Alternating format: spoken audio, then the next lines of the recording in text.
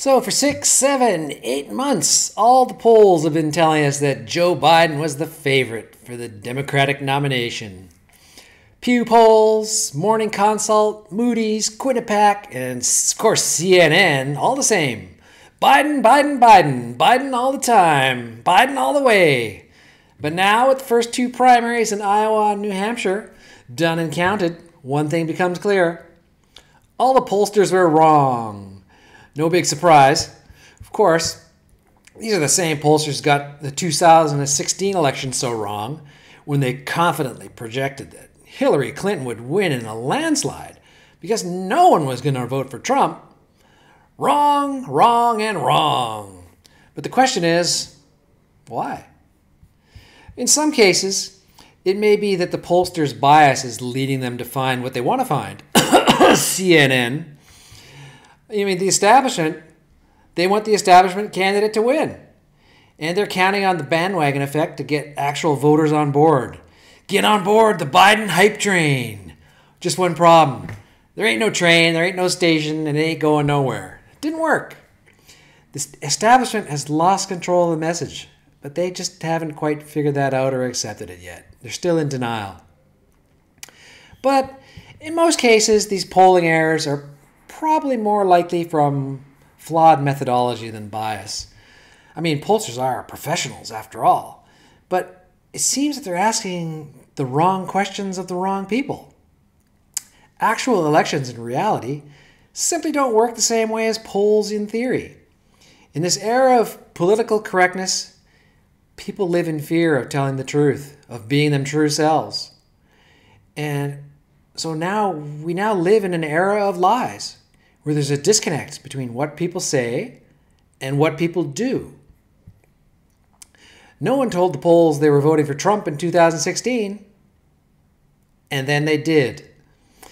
So anyways, as it stands now, Bernie and Buttigieg are vying for the lead, with Amy Klobuchar picking up a few delegates along the way. Joe Biden, 0. Elizabeth Warren, 0. Tom Steyer, 0. Andrew Yang, 0. And at least for the moment, Mike Bloomberg, 0.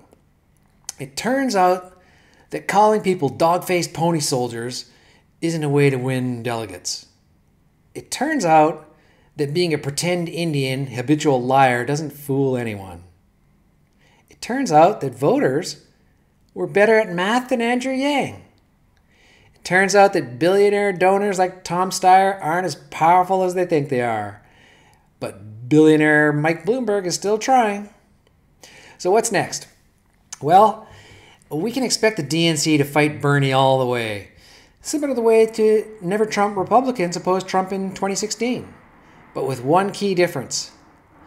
Stupid Republicans, with their insistence on rules and fairness, were not able to stop Trump.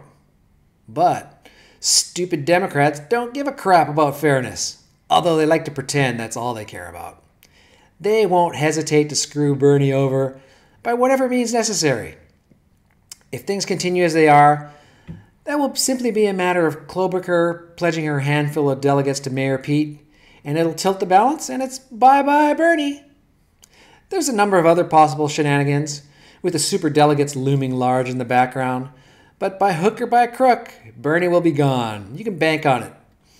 Oh, he'll win the popular vote, but that won't be enough to make him the candidate. Never mind the polls, never mind the votes. This is DNC politics. So the question is, will Democrats ever figure out that their party is not democratic? Or will they just keep kicking at the football like a retarded Charlie Brown, with Lucy pulling it away at the last second every time? You know, to paraphrase Paul Newman, if you look around the Democratic Party and can't figure out who the sucker is, it's you. Peace out.